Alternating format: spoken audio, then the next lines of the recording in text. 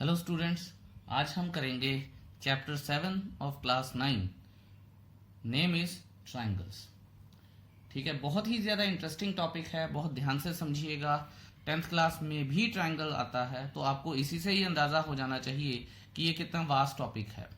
ठीक है, आपने 6th 7th 8th में भी ट्राइंगल्स पढ़ा होगा। 7th में तो काफ़ी सारी इसके चीज़ें आ जाती हैं। ठीक है, तो बहुत ध्यान से समझिएगा, बड़ा इंटरेस्टिंग सा टॉपिक है अगर आप इसको ध्यान से समझेंगे तो। ठीक है, सबसे पहले शुरू करते हैं ट्राइंगल। तो ट्राइंगल में अब आप ये देखिए कि यहाँ पे एक वर्ड आता है ट्राई। ठीक है, ट्राई का मतलब होता है 3। अब 3 क्या है इसमें? कई बच्चे इस चीज को कंफ्यूज कर देते हैं कि ट्राइंगल्स है तो 3 साइड्स हैं। सबसे पहले मैं बता दूं कि triangle is a closed 3 sided figure. ठीक है, और ट्राइंगल्स में जो 3 होती हैं वो होती हैं साइड्स, 3 ही होते हैं इसमें एंगल्स, और 3 ही होते हैं इसमें वर्टिसेस। इन 3 चीजों से मिलके बनता है हमारे पास ट्राइंगल। ठीक है, छोटी क्लासेस में जैसे पढ़ा होगा, ये तो थोड़ी बहुत इंट्रोडक्शन है, ये तो मैं दूंगा ही दूंगा। मैं ये अज्यूम करके चलता हूं कि आपको वो जो छोटी क्लासेस में आपने पढ़ा है वो आपको याद नहीं है, तो मैं आपको वो भी याद दिलवाऊंगा सारा कुछ। ठीक है, अच्छा, चैप्टर 6 में भी आप पढ़ के आए हैं थोड़ा बहुत लाइंस एंड एंगल्स। वहां पे हमने एंगल सम प्रॉपर्टी करी थी कि sum of all the angles of a triangle is 180 degree. ठीक है, जैसे ये ए है, ये बी है, ये सी है, तो कोई भी अगर हमारे पास, जैसे मान लीजिए मुझे एक ट्राइंगल ए बी सी दे दिया है, तो यहां से अब मैं आपको टेक्निकलिटी समझाऊंगा थोड़ी सी, तो आप देखिएगा। ए बी एक साइड है, बी सी एक साइड है, और सी ए एक साइड है। तो देखेंगे कैसे। मैं राइट साइड पे चलूंगा, ए बी एक साइड है, बी सी एक साइड है, और राइट से लेफ्ट पे आ जाऊंगा तो सी ए एक साइड है। ऐसे करके ट्राइंगल्स को हमें समझना चाहिए और देखना भी चाहिए। तो हमारे पास जो 3 साइड्स हो गई, ए बी, बी सी और सी ए। अब हमारे पास यहाँ पे 3 एंगल्स आ जाते हैं, ध्यान दीजिएगा। 3 एंगल कौन से हैं? Angle A, angle B and angle C. ये आ गए हमारे पास एंगल्स। इसके बाद 3 वर्टिसेस आ जाते हैं। वर्टिसेस क्या हैं हमारे पास? ए, बी एंड सी। तो याद रखेंगे हम, यहां से हमें क्या पता चला है कि वर्टिसेस पे ही एंगल्स बनते हैं, और जहां पे एंगल होते हैं वहां पे ही वर्टिसेस हो सकते हैं। I hope that's clear to you. अब हम बात करते हैं टाइप्स ऑफ ट्राइंगल्स की। थोड़ा सा रिवाइज करते हैं जो लास्ट क्लासेस में किया था। तो यहां पे करते हैं types of triangles. Types of triangles. तो टाइप्स क्या होते हैं? पहली टाइप होती है स्केलिंग। ध्यान दीजिएगा और बड़े ध्यान से प्लीज समझिएगा भी। स्केलिंग होती है हमारी पहली टाइप ऑफ ट्राइंगल। स्केलिंग क्या है कि अ ट्राइंगल, ये मैं बोल रहा हूं, आप सुनिएगा, और अगर आप चाहते हैं इसको नोट करना तो सुन के पॉज करके नोट भी कीजिएगा। A triangle which has 2 sides unequal, या मैं इसको इस तरह से कहता हूं, a triangle which does not have any 2 sides equal is called scalene triangle. ठीक है, स्केलिन ट्राइंगल। तो a triangle which has no 2 sides equal is called a scalene triangle. Definition मैंने बोल दी है, आप लिख सकते हैं, अदरवाइज वीडियो की लेंथ अननेसेसरीली बहुत लंबी हो जाती है। अब दूसरा पार्ट हमारा क्या है? Scalene triangle. क्योंकि ये सिर्फ मैं रिवाइज करवा रहा हूं इसलिए लिखने का कोई फायदा नहीं है। स्केलिन ट्राइंगल के बाद आइसोसेलेस ट्राइंगल।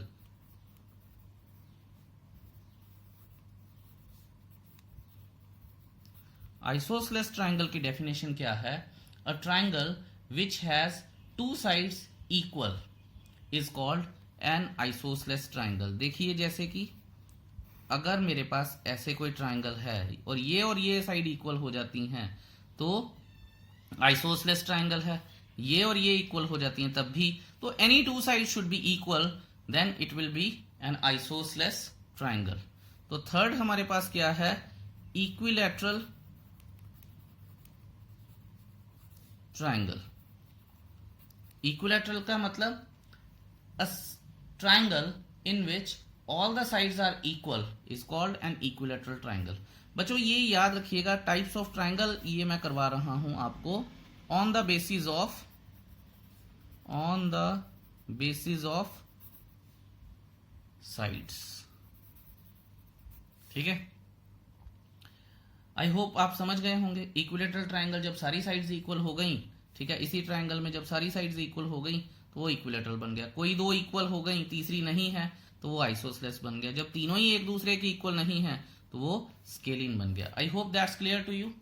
अब चलते हैं हम अपने नेक्स्ट कॉन्सेप्ट की तरफ कि on the basis of angles ये ट्राइंगल्स कैसे हम इनको क्लासिफाई कर सकते हैं। तो अब हम करते हैं on the basis of angles. So देखते हैं जी कि on the basis of angles जब हम करेंगे तो क्या आएगा। सबसे पहली कैटेगरी होती है हमारे पास राइट ट्राइंगल। राइट ट्राइंगल क्या है, मैं डेफिनेशन बोल रहा हूं, आप सुनिएगा। A triangle in which any one angle is right angle. Right angle का मतलब कि which is equal to 90 degree.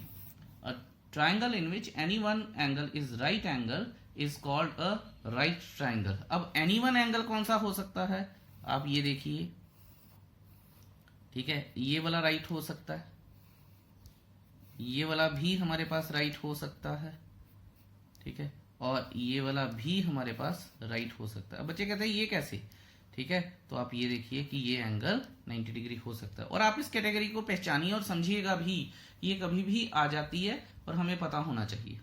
एक बात और आप याद रखिएगा, इसमें इंपॉर्टेंट है कि अगर एक एंगल 90 डिग्री का है तो बाकी दोनों एक्यूट होंगे, ठीक है, और वो कॉम्प्लीमेंट्री भी होंगे। मान लीजिए मैं ए बी सी बोल रहा हूं।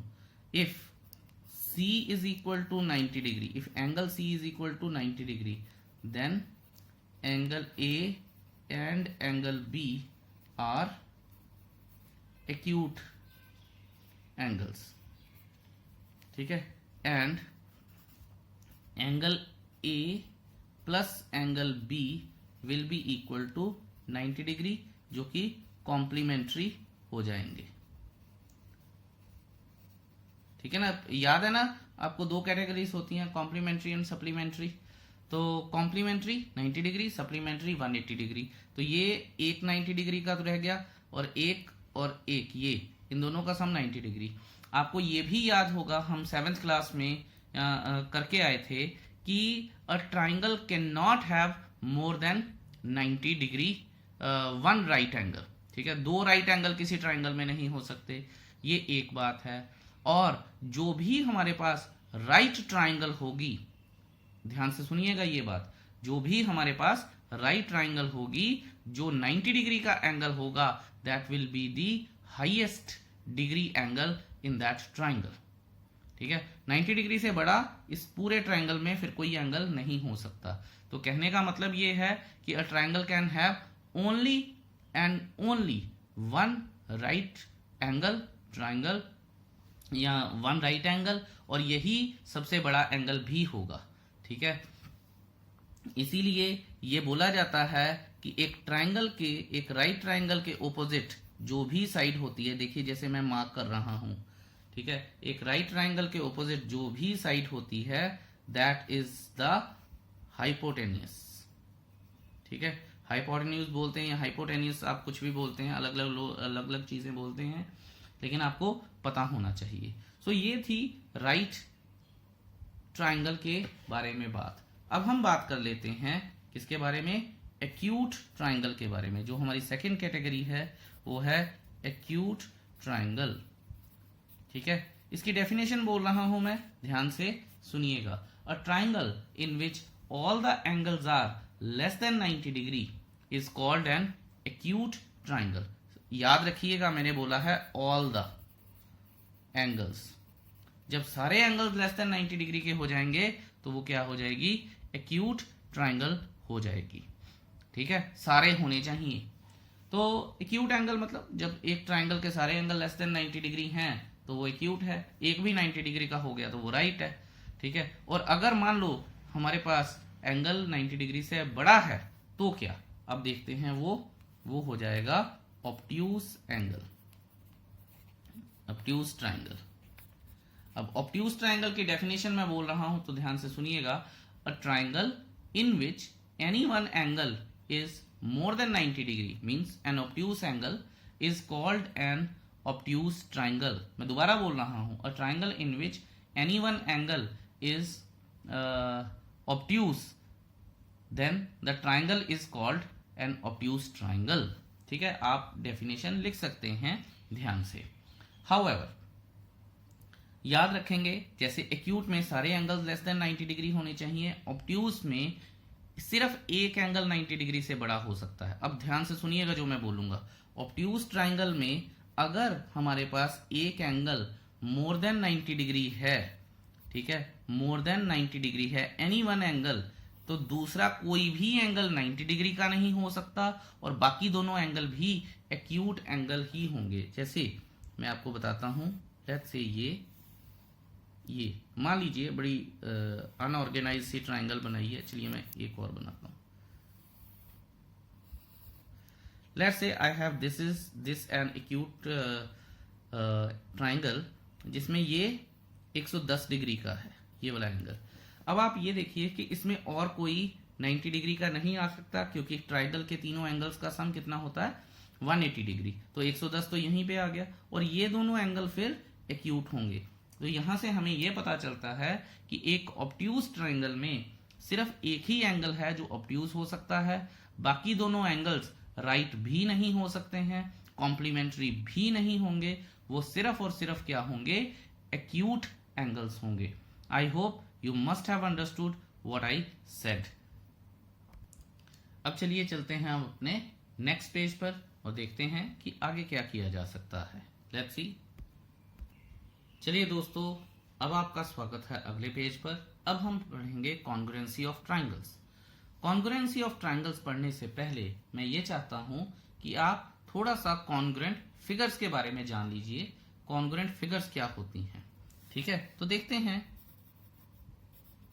कॉन्ग्रुएंट फिगर्स क्या होती हैं.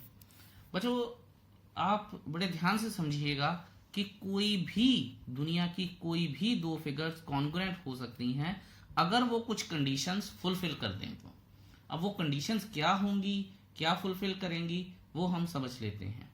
मैं सबसे पहले एग्जांपल देता हूं आपको आपकी एनसीईआरटी बुक की. अगर मान लीजिए आपने एनसीईआरटी बुक खरीदी है, एक आपने खरीदी, एक आपके फ्रेंड ने खरीदी है. आप कभी उनको मिला के देखिएगा, दोनों की दोनों एक के ऊपर दूसरी रख देंगे और एक सर्टेन हाइट से देखेंगे तो आपको कोई भी डिफरेंस दिखाई नहीं देगा. ठीक है, ये तो देखने की बात है. वैसे मैं आपको कॉन्ग्रुएंट फिगर्स की डेफिनेशन बताता हूं कि कॉन्ग्रुएंट फिगर्स की डेफिनेशन क्या होती है. ठीक है, the figures are called congruent figure if they have same shape and same size. Same shape होनी चाहिए, सेम साइज होनी चाहिए. हम दूसरे शब्दों में इसको यह भी कह सकते हैं कि two figures are called congruent figures if they are having same length, same width and same height. ये तो बड़ी वेग सी मैंने आपको मीनिंग बताया है, लेकिन मैं आपको एग्जांपल देता हूँ. कभी आपने पासपोर्ट साइज फोटोग्राफ खिंचवाई होगी, एक के ऊपर एक रख दीजिए, पता ही नहीं चलता. कई बार चिपक जाती हैं फोटोज और बिल्कुल एक के ऊपर एक होती हैं और पता भी नहीं चलता है क्योंकि उनकी सेम विड्थ होती है, सेम हाइट होती है और सेम लेंथ होती है, तो पता ही नहीं चलता. They are called congruent photographs. ठीक है, जैसे एटीएम कार्ड देख लीजिए आप किसी एक बैंक का. वैसे तो सारे ही बैंक के एटीएम कार्ड लेंथ विड्थ और हाइट सेम होती है, पर फिर भी हम हो सकता है कि कोई दो कार्ड चेंज हों, लेकिन किसी एक बैंक के दो एटीएम कार्ड तो सेम ही होंगे. ठीक है, तो वो भी कॉन्ग्रुएंट होते हैं. तो कहने का मतलब क्या है कि अगर सारी चीजें साइज शेप बिल्कुल सेम हो तो वो फिगर्स क्या बन जाती हैं, कॉन्ग्रुएंट फिगर्स बन जाती हैं। और कॉन्ग्रुएंट का साइन होता है ये, इक्वल से ऊपर ये, ठीक है। मैं आपको बताता हूं, same figure and same size, same shape and same size. Shape के लिए ये वाला साइन होता है और साइज के लिए ये वाला साइन होता है और मिला के बनता है कॉन्ग्रुएंट फिगर्स। देखिए मैं आपको दो चीजें बताता हूं। एक हमारा टॉपिक होता है सिमिलैरिटी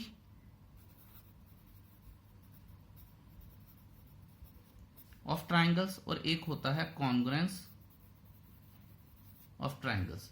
ये पढ़ेंगे हम 9th में और ये पढ़ेंगे हम 10th में। ये आएगा तो ये आएगा। तो मैंने आपको पहले ही बताया था कि टॉपिक बड़ा वास्ट है, इसको इसीलिए 2 क्लासेस में चेंज किया गया है, ठीक है। तो बड़े ध्यान से समझिएगा जो भी बताया जा रहा है। अब जैसे मैंने बताया कि कोई भी 2 फिगर्स कॉन्ग्रुएंट हो सकती हैं, अब देखते हैं वो कैसे हैं। मान लीजिए मेरे पास एक स्क्वायर है ऐसे करके, ध्यान दीजिएगा, ठीक है। ये चलिए रेक्टेंगल की बात कर लेते हैं, 2 सेंटीमीटर 3 सेंटीमीटर, ठीक है। और एक मेरे पास रेक्टेंगल है ऐसे करके 2 सेंटीमीटर और 3 सेंटीमीटर। इसका भी ये एंगल 90 डिग्री है, ये भी 90 डिग्री है, ये भी 90 डिग्री है और ये भी 90 डिग्री है। और अगर ये सारे, और इसके भी ऑफ कोर्स 90 के होंगे, ठीक है। अगर ये सारे 90 के हैं, ठीक है, और ये अगर मैं इसको थोड़ा सा ट्विस्ट करूं और इसके ऊपर रखूं, क्योंकि सेम शेप है और सेम साइज है, इसका मतलब ये दोनों के दोनों रेक्टेंगल क्या हो गए, कॉन्ग्रुएंट हो गए। इसी तरह से अगर मैं सर्कल्स की बात करूं, मान लीजिए मेरे पास एक सर्कल है विद रेडियस 5 सेंटीमीटर और दूसरा सर्कल भी है विद रेडियस 5 सेंटीमीटर, तो क्या दोनों कॉन्ग्रुएंट नहीं हो गए?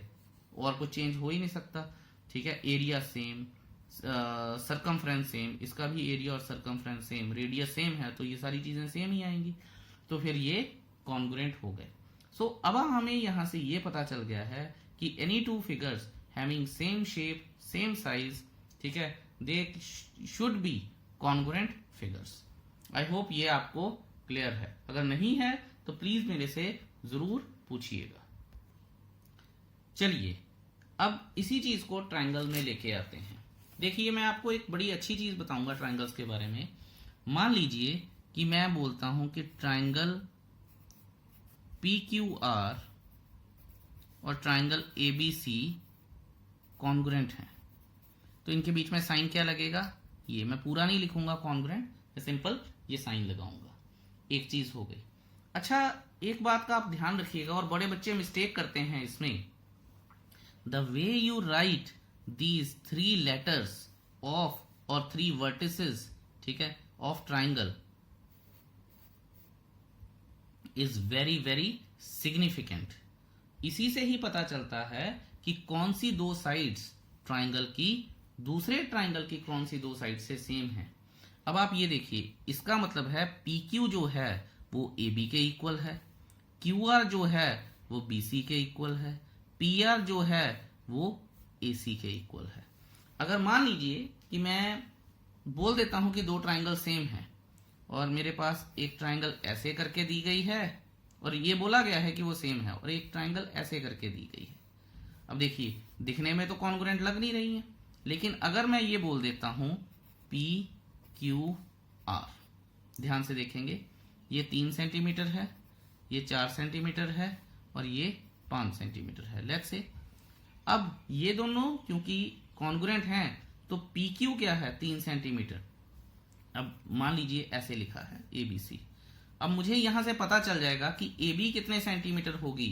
AB 3 सेंटीमीटर ही होगी, क्योंकि यहां से और यहां से। बुक में तो हमेशा ही ऐसे दिया होगा, लेकिन जब आप लिखेंगे तो आपको भी ध्यान रखना है। QR किसके बराबर है? BC, और QR कितना है? 5 सेंटीमीटर, यानी BC क्या हो गया? 5 सेंटीमीटर, ठीक है। इसी तरह से PR कितना है? PR कितना है? 4 सेंटीमीटर, और PR किसके बराबर है? AC के। AC कहाँ है? यहाँ, तो 4 सेंटीमीटर हो गया। इस तरह से हम ट्राइंगल्स में ढूंढते हैं कि हमारी साइड्स कैसे हैं, इक्वल है। अब मैंने बताया था कि सेम साइज, साइज की बात तो हो गई। सेम शेप, शेप किस पे डिपेंड करती है? Shape always depends on the angles, ठीक है। अब वो भी आपको ध्यान से सुनना है और बड़े ही ध्यान से देखना भी है कि सेम शेप और सेम साइज, सेम शेप तो हो गई। अब आप ये देखिए कि यहाँ पे ट्राइंगल्स में एंगल्स होते हैं, ठीक है। मैंने आपको शुरू में ही बताया था कि 3 एंगल से बनती है ट्राइंगल्स। तो ये P यानी एंगल P एंगल A के बराबर, एंगल Q एंगल B के बराबर और एंगल R एंगल C के बराबर होना चाहिए। अगर ऐसा नहीं होता तो ट्राइंगल्स कॉन्ग्रुएंट नहीं है, या अगर आप ऐसा लिखते नहीं हैं तो भी वो गलत हो जाएगा।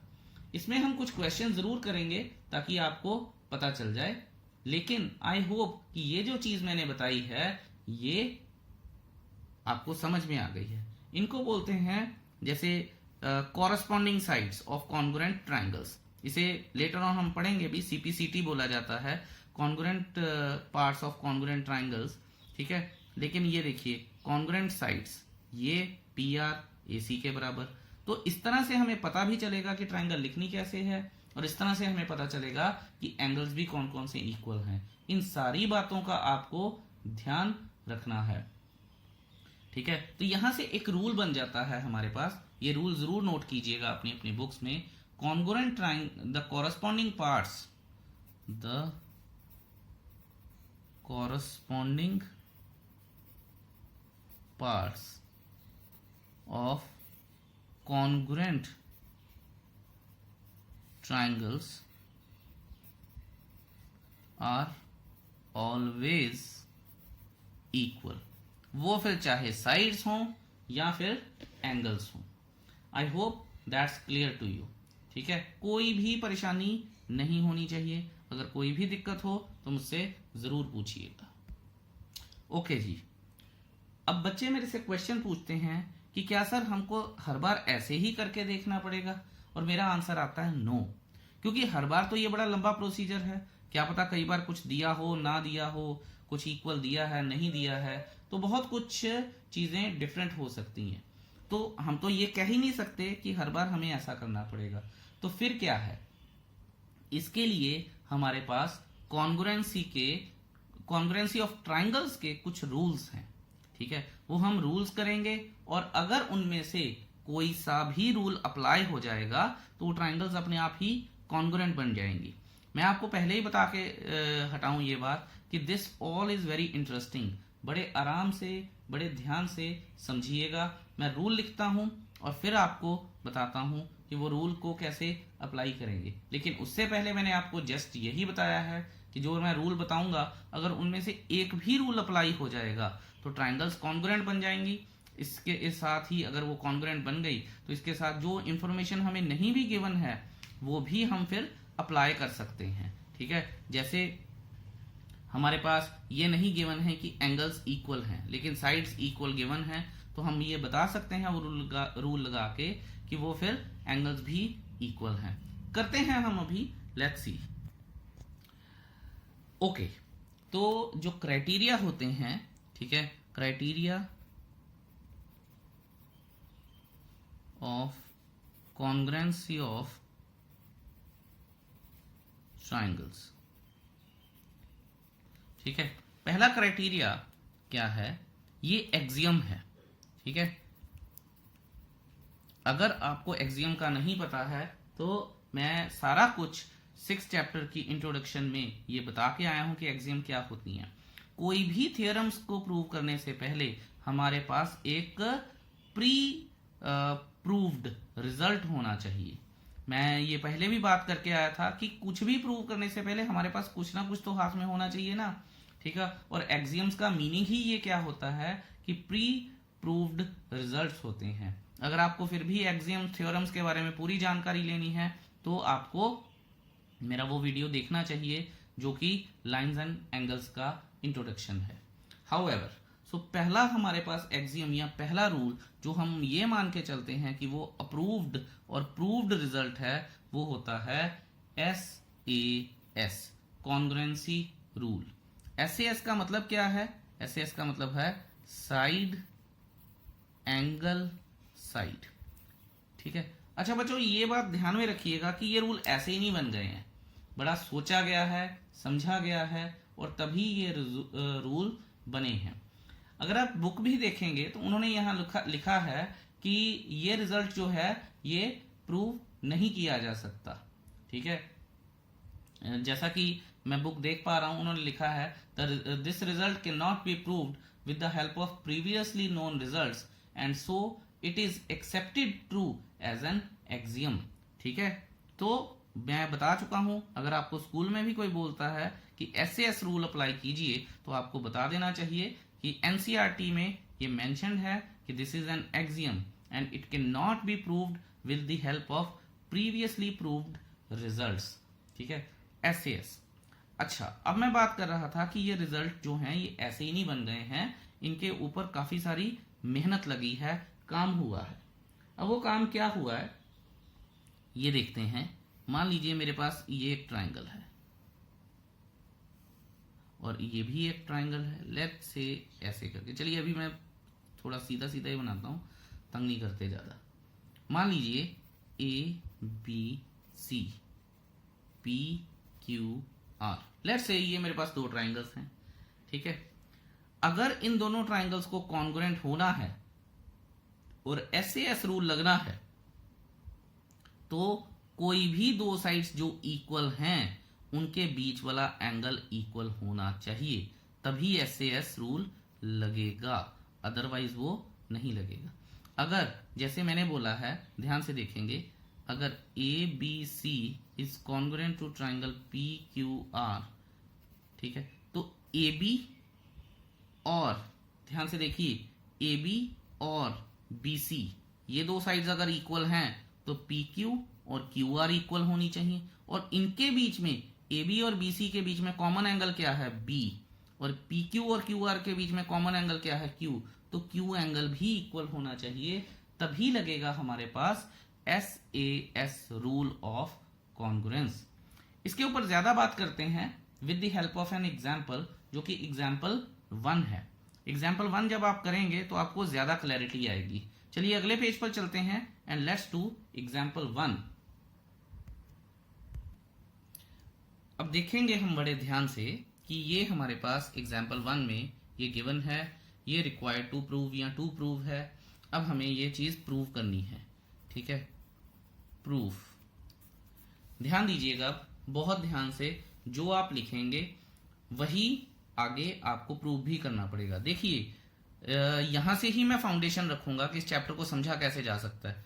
जो गिवन है ना उसी अकॉर्डिंगली हमें ये चीजें लगानी पड़ेंगी। जैसे हमारा जो भी रूल लगेगा, ये देखिए ए ओ देखें, अगर हमें ये प्रूव करना है तो ए ओ देखें यस, और ओ डी देखें यस। ए ओ किसके बराबर होना चाहिए बी ओ के बराबर, गिवन है मुझे। ओ डी किसके बराबर होना चाहिए ओ सी के बराबर, गिवन है मुझे, ओ डी ओ सी के बराबर। और फिर बीच वाला एंगल ओ ये इक्वल होना चाहिए, और वो कैसे इक्वल होगा वो देखते हैं। अब देखिए मैं लिखता हूं प्रूफ ऑफ 1 इन ट्राइंगल, या इसको अभी रहने दीजिए, सिंपल प्रूफ लिखिए, in triangle A O D and triangle B O C. ये अगर आपने लिख लिया है, अब आप ये देखिए कि ए ओ या ओ ए जो भी हमारे पास था, ठीक है, O A is equal to O B होना चाहिए।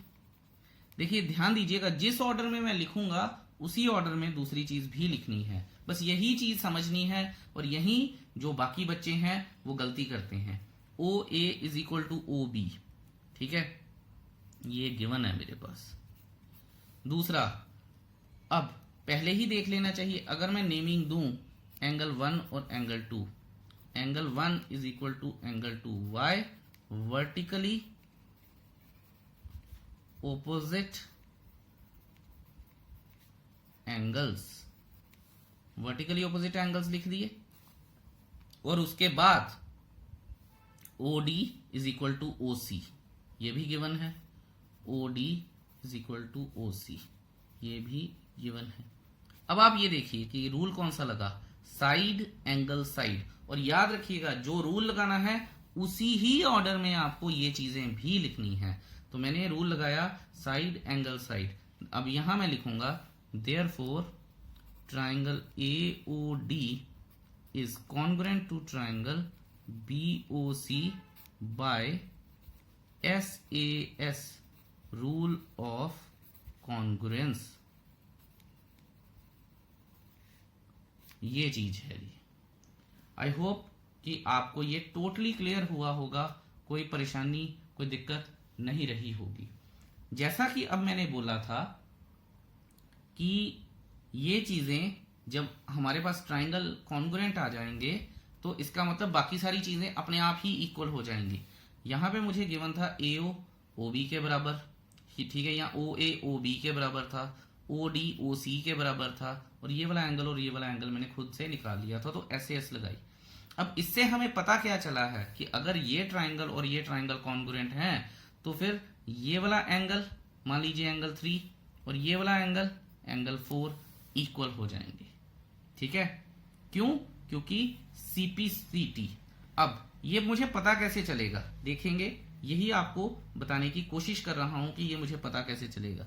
देखिए एंगल A जो है, एंगल A एंगल B के बराबर, देखिए क्या मैंने ऐसा लिखा है, एंगल A एंगल B के बराबर।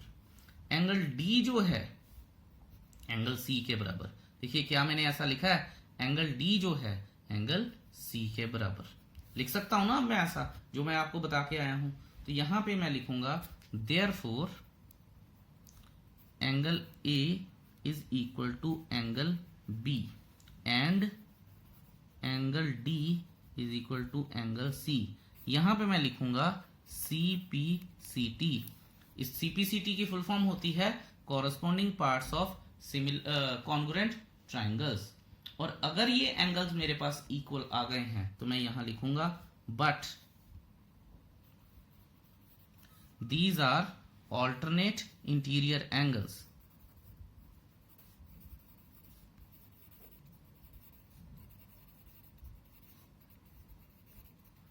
इंटीरियर एंगल्स, ठीक है। देयरफॉर, क्योंकि ये एंगल्स इक्वल हैं, therefore AD is parallel to BC। क्योंकि हमें पता है ऑल्टरनेट इंटीरियर एंगल इक्वल ही तब होते हैं जब लाइंस पैरेलल होती हैं, हेंस प्रूव्ड। आई होप कि ये रिजल्ट आपको समझ आया होगा।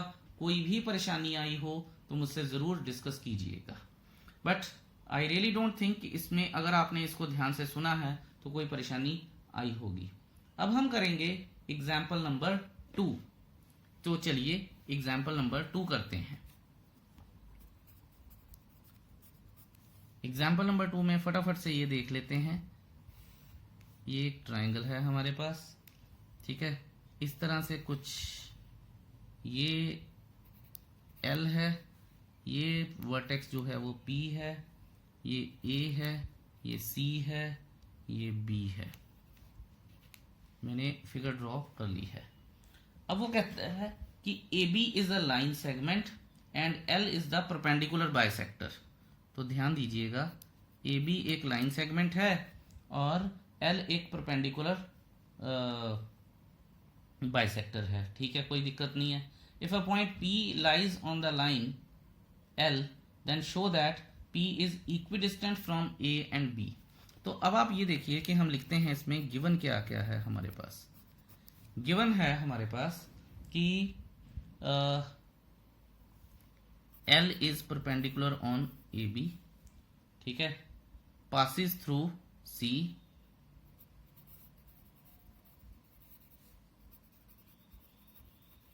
passes थ्रू C, ठीक है, पॉइंट C, और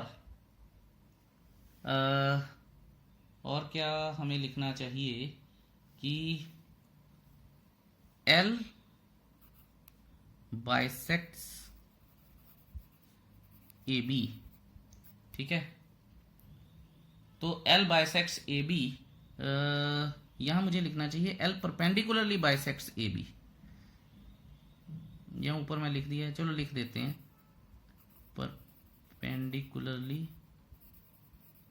बाइसेक्ट्स ए बी, ये भी हो गया।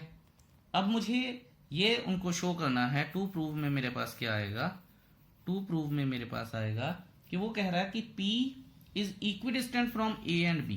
तो P का जो डिस्टेंस है वो A और B से सेम है, तो टू प्रूव में आएगा PA is equal to PB। ये मेरे पास रिक्वायर्ड टू प्रूव में आएगा। I hope that everything is clear to you. अब आप जब भी आपने कॉन्ग्रुएंस का क्वेश्चन करना है, आपने थोड़ा सा अंदाजा पहले ही लगा लेना है कि ये वाला जो एंगल है मेरे पास, ठीक है, ये और ये इक्वल है। ओके, सॉरी, ये एंगल कह रहा हूं मैं, साइड्स इक्वल हैं, ठीक है, क्योंकि उसने परपेंडिकुलरली बाइसेक्ट की है। ये वाला एंगल जो है, ये वाला एंगल 90 डिग्री का, और तो किसी एंगल की बात की नहीं है। और ये जो साइड है ये दोनों ट्राइंगल्स में कॉमन है, तो इसका मतलब ये भी हो गया। तो SAS लगा। अब ध्यान दीजिए मैं लिखूंगा कैसे, मैंने पहले ही डिसाइड कर लिया है कि करना कैसे है। अब मैं प्रूफ में लिखूंगा कैसे, in triangle ACP and triangle BCP, ठीक है। I hope that's clear to you. तो अब आप ये देखिए, AC is equal to BC, ध्यान से देखिए, AC is equal to BC। Reason जरूर देना पड़ेगा, बिकॉज L बाइसेक्ट्स AB, और ये चीज गिवन है मुझे, ठीक है। ये हो गया जी, कोई दिक्कत नहीं है हमारे पास। अब आप ये देखिए कि ये 1 आएगा और ये 2 आएगा। Angle 1 is equal to angle 2, ठीक है। Why each 90 degree. क्यों भला 90 डिग्री का है, क्योंकि फिर दोबारा से, because L is perpendicular on AB, ये भी गिवन है। तो गिवन वाली इंफॉर्मेशन या जो भी इंफॉर्मेशन रीजनिंग है आपको साथ में ही देनी पड़ेगी। ये this is one way of doing. आप दूसरी तरीके से, कई टीचर्स दूसरे तरीके से करते हैं कि स्टेप्स लिखने से पहले उनकी रीजनिंग देते हैं, फिर स्टेप्स को 1 2 3 मार्क करते हैं and then they complete the step. तो either which way you are comfortable. So मेरे पास S हो गया, A हो गया। अब ध्यान दीजिए, ठीक है, ये देखिए ACP BCP, C एंगल होना चाहिए, तो ACP यहाँ का एंगल है, BCP यहाँ का एंगल है, तो दोनों में जो मैंने बताया था कि मिडल जो लेटर होता है वही एंगल होता है। तो यहाँ पे एंगल 1 और एंगल 2 हमारे पास इक्वल आ गए। अब दूसरा क्या है, CP और CP। ध्यान दीजिए, देखिए कितने आराम से हो रहा है। चलिए नेक्स्ट पेज पर चलते हैं और तीसरा अपना रीजन लिखते हैं। CP is equal to CP, यहां लिखूंगा मैं कॉमन साइड, ठीक है। देयरफॉर 3 आ गए, SAS, therefore triangle ACP is congruent to triangle BCP by SAS rule of congruence, ठीक है। यहां से मैंने लिख दिया। अब कॉन्ग्रुएंट हो गए, तो अब हमें क्या करना है, अब तो CPCT लगाना है। देखिए अगर कॉन्ग्रुएंट हैं तो बाकी सारी चीजें इक्वल हैं, लेकिन मुझे क्या लेके आना है, मुझे ये और ये इक्वल करने हैं। तो क्या करूंगा मैं, यहां मैं लिख दूंगा कि PA, ध्यान से देखिएगा आप, PA यहां से घूम के जा रहा हूं मैं इधर, तो PB, तो यहां लिख दूंगा मैं, या फिर AP is equal to BP लिख दूंगा, या फिर मैं PA is equal to PB लिख दूंगा। क्यों, CPCT corresponding parts of congruent triangles. ये हो गया हमारे पास, और यही तो हमें प्रूव करना था, हेंस प्रूव्ड। है ना आसान, देखिए कितना ज्यादा आसान है ये सारा कुछ, ठीक है जी।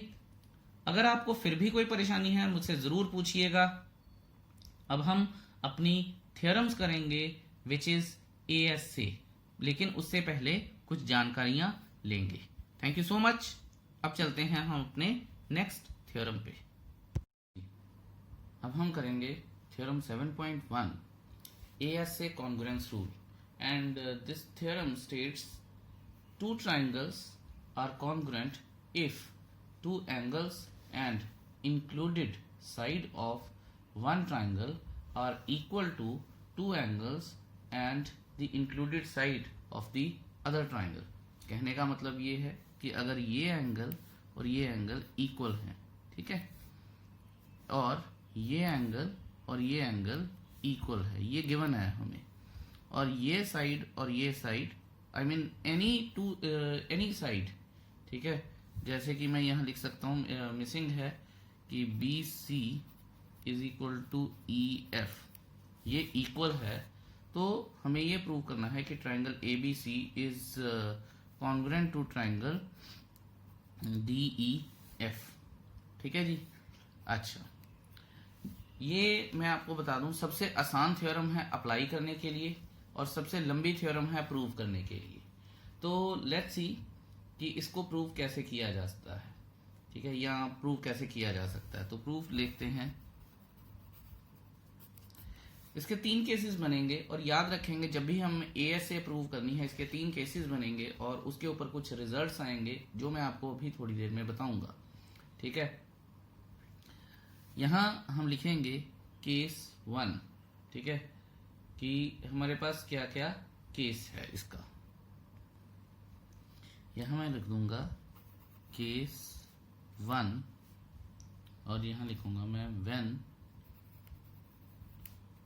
AB is equal to DE, ठीक है। अगर AB और DE इक्वल हैं और ये सारी चीजें भी हमें इक्वल गिवन है तो क्या, ठीक है। अब देखते हैं in triangle ABC, sorry, in triangle ABC and DEF, ठीक है जी। यहां मैं लिखूंगा AB is equal to DE, assumed, okay. उसके बाद मैं लिखूंगा angle B is equal to angle E, ठीक है, ये आ जाएगा हमारे पास गिवन। और उसके बाद मैं लिखूंगा BC is equal to EF, ये गिवन है। Therefore triangle ABC is congruent to triangle DEF by SAS rule of congruence।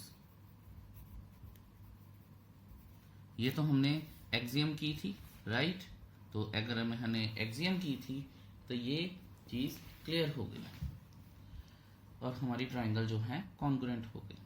ये हमने तब किया है जब हमें एंगल B और एंगल C इक्वल हैं, साइड BC और साइड EF इक्वल गिवन है, और हमने अज्यूम किया है, या अगर कभी ऐसा केस हो जाए कि AB यानी कोई एक साइड, जैसे मैं आपको यहाँ दिखा सकता हूँ कि मैंने ये अज्यूम किया था कि ये इसके बराबर है, या जब ये और ये इक्वल हो जाएं, ये सब कुछ गिवन है, तो ट्राइंगल कॉन्ग्रुएंट हो जाएंगी। अब बच्चे कहते हैं सर इसमें डबल एंगल जो है या ASA कैसे प्रूफ होती है, तो उसका आपको अभी थोड़ी देर में ही प्रूफ मिल जाएगा। देखते हैं, ये केस 2 करते हैं पहले, फिर मैं आपको सारा कुछ बताऊंगा। Case 2, when AB is greater than DE, ठीक है। अब आप ये देखिए, दोबारा से मुझे ट्राइंगल्स बनाने पड़ेंगे और एक कंस्ट्रक्शन भी करके दिखानी पड़ेगी। ये देखिए,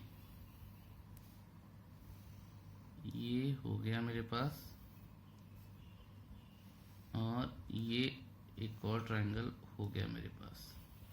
ध्यान से देखते जाइएगा, ABC, ये और ये गिवन है। यहाँ पे आ जाएगा हमारे पास DEF, ठीक है, ये भी, और कंस्ट्रक्शन क्या आ जाएगी। अब कंस्ट्रक्शन एक बड़ा इंपॉर्टेंट पार्ट है इसका। कंस्ट्रक्शन आएगी हमारे पास कि take a point P on A B. ध्यान से देखेंगे क्योंकि ए बी बड़ी है ना, तो इसको मैं इसके इक्वल करना चाहता हूं, तो ये अज्यूम किया है मैंने। Take a point P on AB such that PB is equal to DE। तो अगर मैं कोई यहाँ पे एक पॉइंट ले लेता हूँ, मान लीजिए P, क्योंकि अभी हमने ये माना है कि AB बड़ी है DE से, तो मैं AB की लेंथ को ऐसे काटूंगा जैसे वो DE की हो जाएगी। ये तो ये देखिए मैंने मिला लिया, तो PB जो है वो अब DE के बराबर है। अब हम चलते हैं इसको प्रूव करने के लिए आगे। अब यहां पे आएगा proof in triangle PBC and triangle DEF।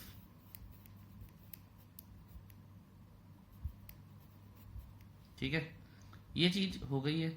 अब आप ये देखिए कि PB is equal to DE assumed है। उसके बाद angle B is equal to angle E given. उसके बाद BC is equal to EF given.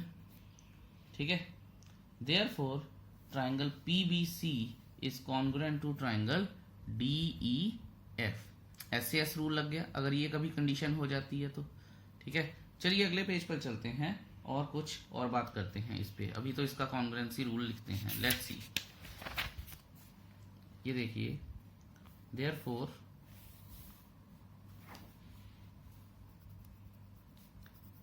Triangle PBC is congruent to triangle DEF by SAS rule। ठीक है, ये तो मैंने दिया लिख। अच्छा, अब आप ये देखिए कि जब मेरे पास ये आ गया, अब ध्यान से देखने वाली बात है आपके पास। रूल ऑफ कॉन्ग्रुएंस लिख लीजिए चाहे आप। ठीक है, अब बड़े ध्यान से देखिएगा। मैं यहां लिखूंगा एंगल PCB, दिखाऊंगा अभी मैं आपको, is equal to angle DFE। ये है CPCT से। अब PCB और DFE कौन से हैं ये देखते हैं। ये देखिए, PCB मतलब ये वाला एंगल, ये वाला, और DFE मतलब ये वाला एंगल। अगर ये वाला ट्राइंगल और ये वाला ट्राइंगल इक्वल हैं यानी कॉन्ग्रुएंट हैं, तो फिर ये वाला एंगल और ये वाला एंगल भी इक्वल होंगे, CPCT लगेगी ही लगेगी। ठीक है, तो वही मैंने यहाँ पे किया है। अब इसके कारण क्या प्रूफ आएगा मेरा, वो देखते हैं। ये CPCT से आ गया, यहां मैं लिखूंगा but angle ACB is equal to angle DEF। ये चीज मुझे गिवन है ना। अब आप ये देखिए कि PCB को मैंने ये कर दिया था इक्वल, सॉरी यहाँ DFE लिखना चाहिए, DFE, ये गलती हो गई। हाँ, तो मैंने PCB को ACB के इक्वल कर दिया, DFE तो इसके इक्वल भी है CPCT से, ACB DFE के इक्वल है, गिवन है। तो ऐसा कैसे हो जाएगा, यहां लिखेंगे हम, फिर एक रीजन देंगे, this is only possible when P coincides with A।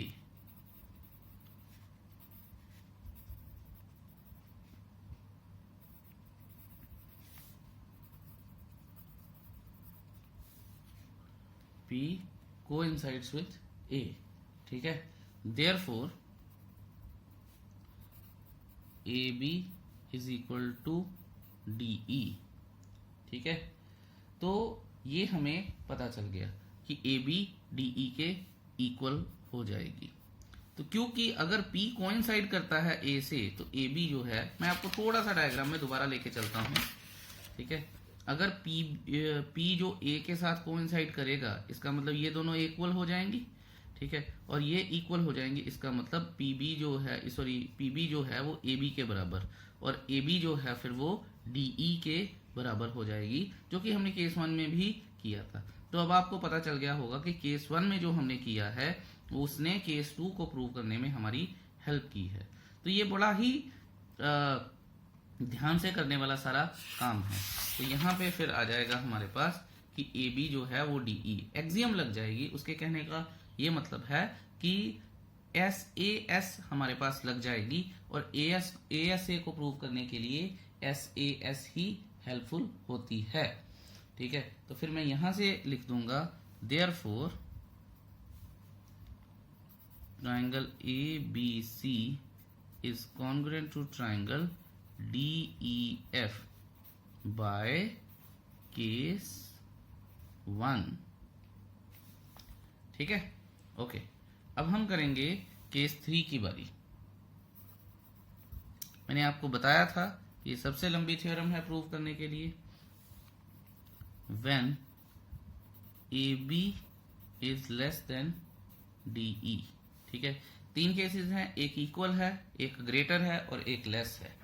अब ध्यान देंगे हम फिगर कैसे ड्रॉ करेंगे।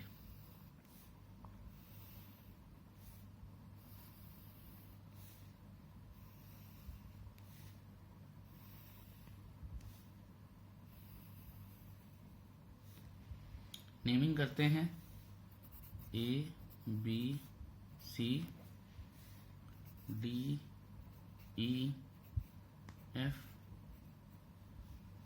और यहां से हमारे पास कंस्ट्रक्शन हो जाएगी। एक कंस्ट्रक्शन कर लेते हैं।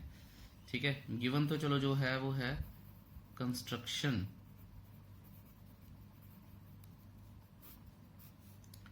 Take a point M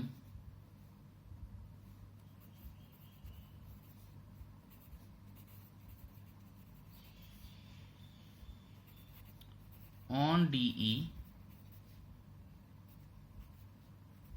such that, मान लीजिए मैंने यहां पे कोई पॉइंट M ले लिया, इसको मैंने मिला भी लिया।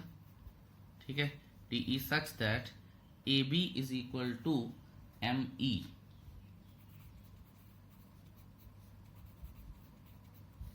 ठीक है जी, AB is equal to ME। तो अब यहां से हम प्रूव करेंगे इसे, और बिल्कुल केस 2 की तरह है, कोई भी परेशानी आपको नहीं होनी चाहिए। ठीक है, तो मैं आपको प्रूव करके ये भी बता देता हूं। प्रूव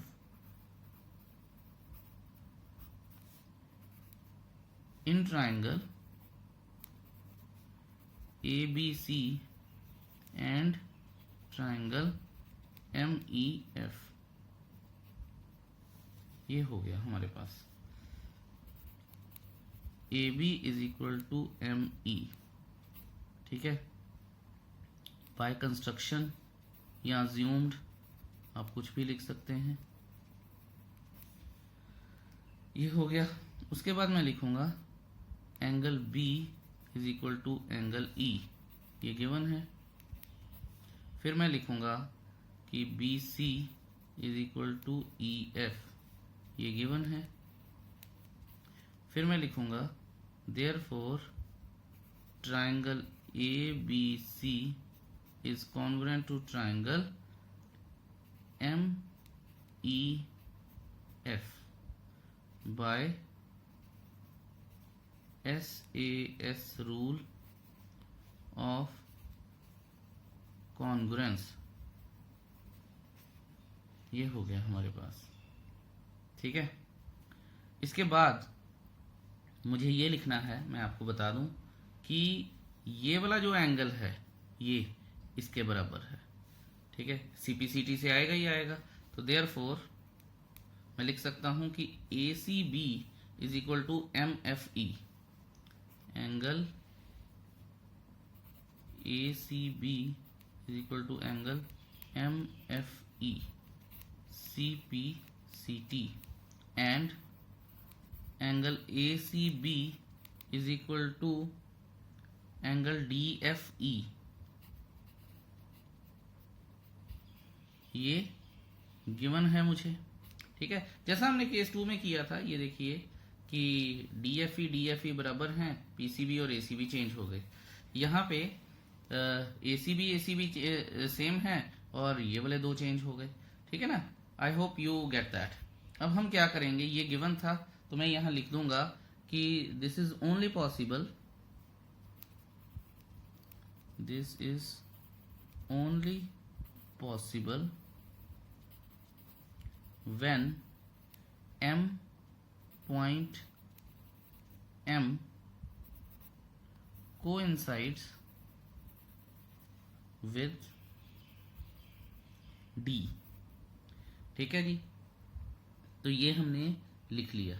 उससे क्या होगा कि एम ई जो है वो एम ई कह रहा हूं मैं, सॉरी, ए बी जो है वो डी ई के बराबर बन जाएगा। देयरफॉर अगर m कोइंसाइड कर गया तो ए बी जो है वो डी ई के बराबर बन जाएगा। क्योंकि आप ये देखिए ना कि हमने ये प्रूव किया था कि ये और ये छोटा है, लेकिन ये तो हो ही नहीं सकता अगर ये वाला एंगल और ये वाला एंगल इक्वल है तो तब ये पॉइंट यहाँ पे पहुंचेगा। अगर ये पॉइंट यहाँ पे पहुंचेगा तो ए बी जो है वो डी ई के इक्वल बन जाएगा। तो यहां मैं लिख दूंगा therefore triangle ABC is congruent to triangle DEF, ठीक है, by SAS rule. I hope that is clear to you. By SAS rule of congruence, ठीक है जी। अच्छा, इससे अब कुछ रिजल्ट्स निकलते हैं हमारे पास बड़े इंपॉर्टेंट, वो मैं आपको बताता हूं। हमने जो प्रूव किया है अभी, वो हमने प्रूव किया है ASA रिजल्ट, ठीक है, ध्यान दीजिएगा। ASA रिजल्ट अब हमें ये कहता है कि हम यहाँ पे AS रिजल्ट भी लगा सकते हैं, सेम यही है, ठीक है। SAA रिजल्ट भी लगा सकते हैं, ठीक है, और ASA तो है ही है। तो ये दो रिजल्ट भी कॉन्ग्रुएंसी के ही पार्ट हो जाएंगे। क्यों ऐसा होता है मैं थोड़ा सा आपको एक्सप्लेन कर देता हूं। ये दो रिजल्ट कॉन्ग्रुएंसी के पार्ट इसलिए हो जाएंगे क्योंकि अगर एक ट्राइंगल में हमारे पास कोई दो एंगल्स इक्वल हैं और उनके बीच वाली साइड इक्वल है, तो अगर हम एंगल सम प्रॉपर्टी लगाएंगे तो तीसरा एंगल ऑटोमेटिकली इक्वल हो जाएगा। अब यहाँ पे तो इसलिए ये और ये रूल भी हमारे कॉन्ग्रुएंसी के ही रूल लग जाते हैं और ASA के सब पार्ट्स बन जाते हैं।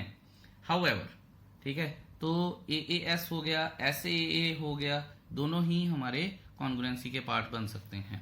हाउएवर, मैं ये आपको बताना चाहता हूं कि जब ये दोनों हमारे कॉन्ग्रुएंसी के पार्ट्स बन चुके हैं तो बच्चों का एक बड़ा कॉमन क्वेश्चन अराइज होता है।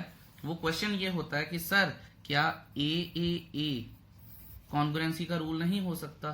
तो मैं वो बात आपको अभी बता देता हूं। एक मैंने इक्विलैटरल ट्राइंगल लिया ऐसा और एक मैंने इक्विलैटरल ट्राइंगल लिया ऐसा, ठीक है। ये 60, ये 60, ये 60, इक्विलैटरल ट्राइंगल के सारे एंगल्स इक्वल होते हैं। ये 60, ये 60 और ये 60, इक्विलैटरल ट्राइंगल के सारे एंगल्स इक्वल होते हैं। और अगर ये 60 60 60 60 60 60 ये 4 सेंटीमीटर है, ये 4 सेंटीमीटर है, ये 4 सेंटीमीटर है, ये 1 सेंटीमीटर है, ये 1 सेंटीमीटर है, ये 1 सेंटीमीटर है, तो कॉन्ग्रुएंसी में है तो हमने ये रूल किया था कि एंगल्स, शेप और साइज दोनों सेम होना चाहिए, ठीक है। शेप तो इनकी सेम है, साइज तो सेम नहीं है, और इसीलिए कम से कम एक साइड दोनों ट्राइंगल्स की इक्वल होनी ही चाहिए अपार्ट फ्रॉम दी एंगल्स। इसीलिए ये रूल हमने ए रूल कॉन्ग्रुएंसी का नहीं लिया है और ना ही हम ले सकते हैं। I hope that is clear to you. और now we are done with the theorem 7.1 which is angle side angle, या फिर उसके बाद हमने रिजल्ट किए हैं AAS यानी एंगल एंगल साइड, या फिर साइड एंगल एंगल किए हैं, और ये वाला कॉन्ग्रुएंसी का रूल नहीं है। I hope that is totally clear to you. अब हम करते हैं एक example number 3 and after that exercise 7.1 will be your homework, right. चलिए फटाफट से करते हैं एग्जाम्पल नंबर 3।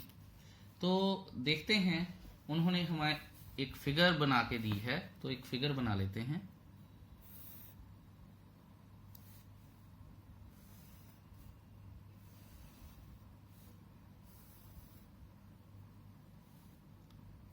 ABOD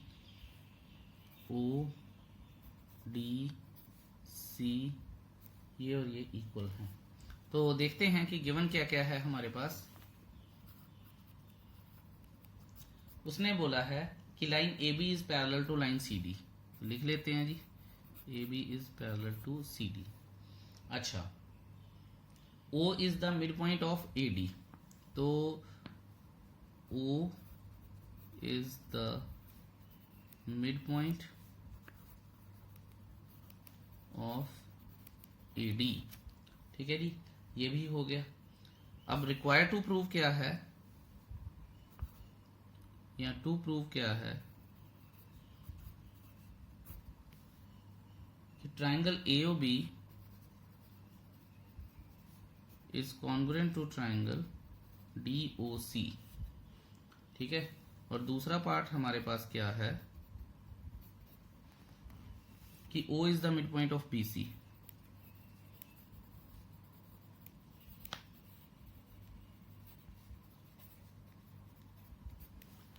ओके, अब हम देखते हैं कि किसी कंस्ट्रक्शन की ज़रूरत तो नहीं है, क्योंकि ये मिड पॉइंट है, ये वर्टिकली ऑपोजिट एंगल है, ये पैरेलल हैं, तो ये एंगल और ये एंगल इक्वल हो जाएगा, नहीं है, ठीक है। प्रूफ, और हमेशा आपको ये एनालाइज करके चलना चाहिए कि क्या किसी कंस्ट्रक्शन की ज़रूरत तो नहीं है। प्रूफ आ जाएगा अब हमारे पास, वो देख लेते हैं। In triangle AOB and triangle DOC, ठीक है जी। अब ध्यान से देखिए कि एंगल, मैं आपको पहले भी बता के आया हूं कि ये वाला एंगल और ये वाला एंगल इक्वल हो जाएगा।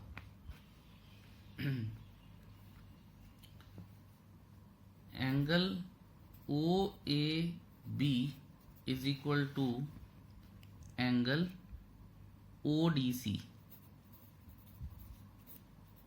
alternate interior angles because AB is parallel to CD, ये गिवन है मुझे। सारे ही मैंने रीजन दे दिए हैं क्योंकि ऊपर में कुछ नहीं लिख के आया।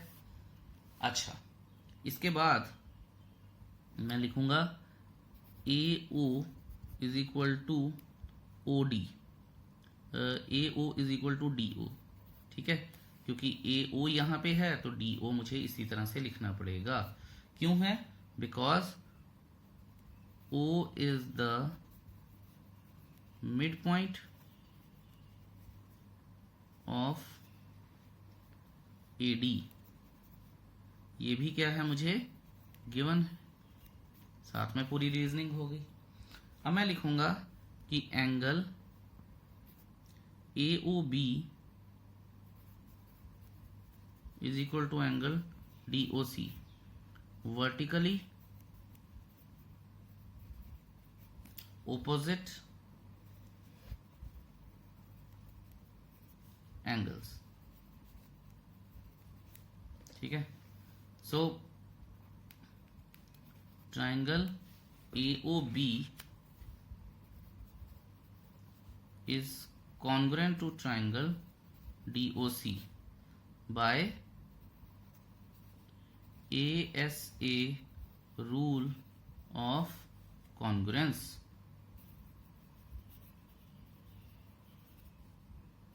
ठीक है जी, यहां से ये हो गया हमारे पास ASA रूल आ गया है, क्योंकि आप ये देखिए कि ये वाला एंगल इक्वल उसके, ये साइड इसके इक्वल, और ये वाला एंगल इसके इक्वल, तो ASA रूल लगा और ट्राइंगल्स कॉन्ग्रुएंट हो गई हैं।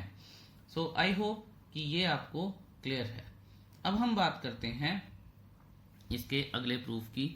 O को मिड पॉइंट प्रूव करना है, लेकिन यहां से हम लिखेंगे कि OB is equal to OC, therefore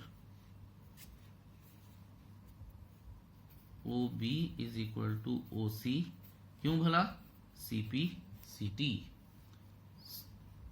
so O is the mid point of BC, यहां मैं लिख दूंगा हेंस प्रूव्ड। आई होप ये आपको क्लियर है, और मैंने कोशिश की है कि मैं हर एक चीज इंक्लूड कर लूं। अब एक्सरसाइज 7.1 योर होमवर्क है, ध्यान से इसको कीजिएगा। अगर फिर भी कोई डाउट रहे तो मुझसे जरूर पूछिएगा। बहुत ज्यादा इंपॉर्टेंट एक्सरसाइज है, एग्जाम में एक ना एक क्वेश्चन इस एक्सरसाइज में से ही आ जाता है। Thank you so much for watching this video so patiently. Have a beautiful day ahead. Bye bye.